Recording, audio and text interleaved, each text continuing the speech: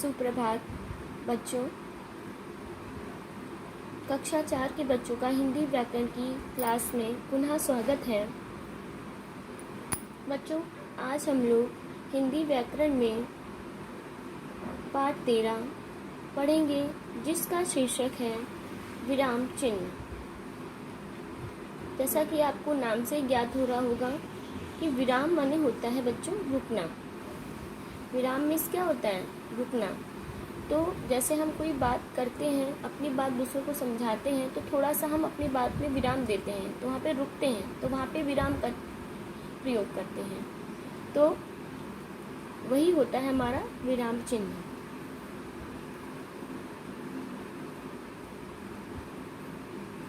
जैसे बच्चों फिर से समझ लीजिए कि अपनी बात को समझाने के लिए हम थोड़ा सा जो अपनी बातचीत में रुकते हैं, इसे ही क्या कहते हैं? विराम कहते हैं। तो बच्चों आइए पढ़ते हैं। जैसे कि आप देख रहे हैं, लिखा है रुको, फिर क्या लगा है?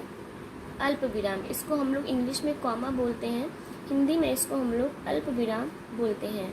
मत जाओ, रुको मत कॉमा जाओ, यानी कि रुको मत अल्प विराम जाओ।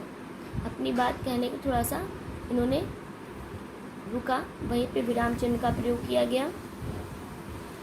तो अब देखिए बच्चों, मानसी ने गगन से ये वाक्य कहे, जिन्हें सुनकर गगन आश्चर्य में पड़ गया।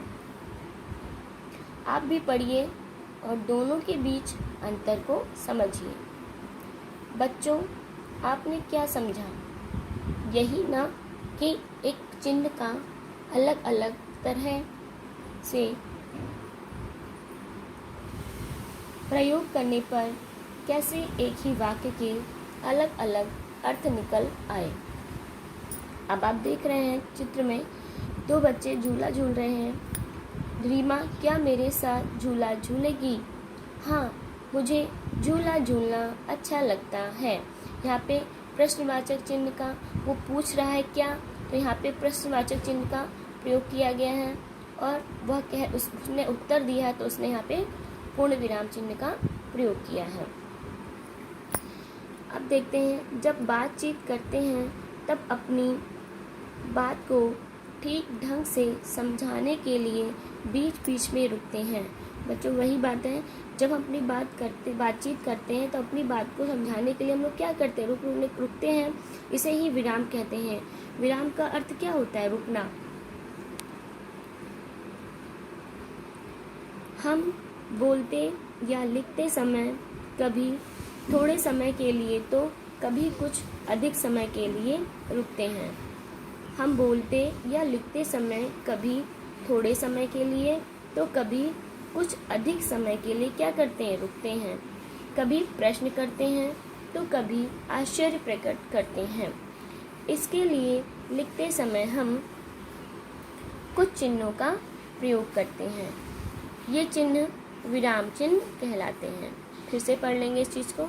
हम बोलते या लिखते समय कभी थोड़े समय के लिए तो कभी कुछ अधिक समय के लिए रुकते हैं। कभी प्रश्न करते हैं तो कभी आश्चर्य प्रकट करते हैं। इसके लिए लिखते समय हम कुछ चिन्हों का प्रयोग करते हैं। ये चिन्ह विराम चिन्ह कहलाते हैं। अब बच्चों आपसे पूछा जा सकता है विराम चिन्ह क्या है, तो आप बताएंगे विराम का अर्थ है रुकना। वाक्यों के बीच बीच में थोड़ी देर रुकने का संकेत करने वाले चिन्हों को विराम चिन्ह कहते हैं। फिर से देखिए, विराम का अर्थ है रुकना। वाक्यों के बीच बीच में थोड़ी देर रुकने का संकेत करने वाले चिन्हों को विराम चिन्ह कहते हैं। अब बच्चों आप विराम चिन्ह के प्रकार पढ़ेंगे। देखिए, विराम चिन्ह कई तरह के होते हैं। यहाँ हम केवल निम्नलिखित 4 विराम चिन्हों के बारे में ही पढ़ेंगे।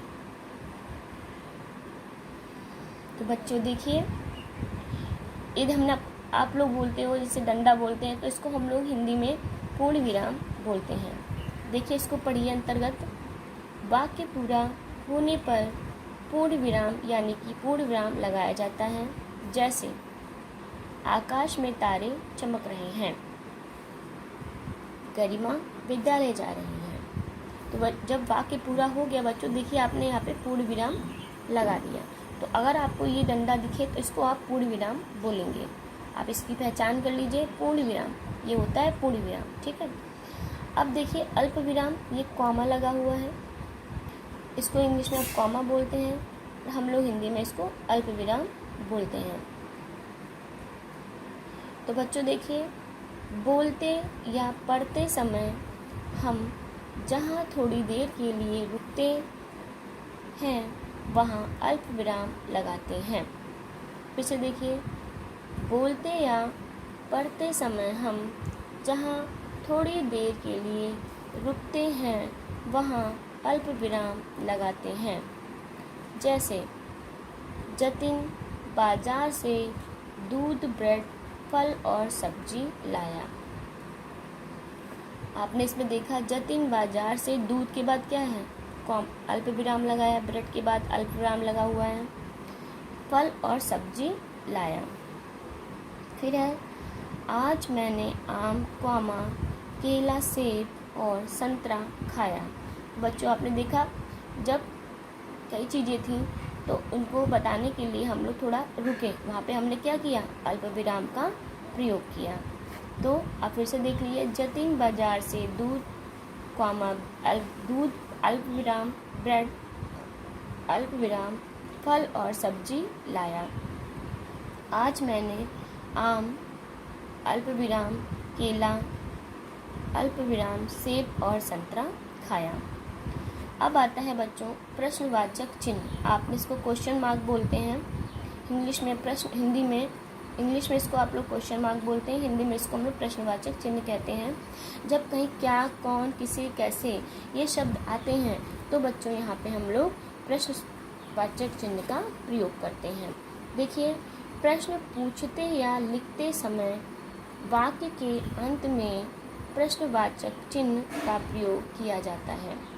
उसे देखिए, प्रश्न पूछते या लिखते समय वाक्य के अंत में प्रश्नवाचक चिन्ह का प्रयोग किया जाता है। जैसे धीरज तुम क्या कर रहे हो। देखो यहाँ पे क्या आया है, तो हमने यहाँ पे प्रश्नवाचक चिन्ह का प्रयोग किया है। धीरज तुम क्या कर रहे हो, फिर प्रश्नवाचक चिन्ह लगा दिया है। तुम मेरे साथ क्यों नहीं चलते। मैंने कहा था क्या, कौन, कहीं, कैसे ये शब्द जब बड़ शब्द आएंगे तो वहाँ पे प्रश्नवाचक चिन्ह का प्रयोग किया जाएगा। विस्मयादिक बोधक चिन्ह क्या होते हैं बच्चों। जैसे कोई चीज़ कहता है, अरे उनका बेटा जो है टॉप किया, तो कहते अरे हाँ सही।